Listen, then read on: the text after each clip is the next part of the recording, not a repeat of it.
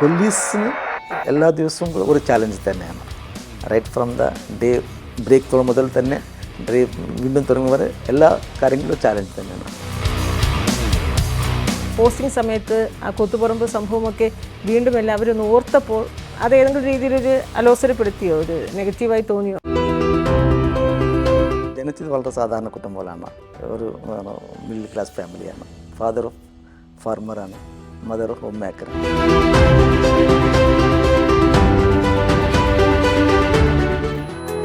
വാക്ക് മറുവാക്ക് ഇന്നുച്ചയ്ക്ക് 12 മണിക്ക്.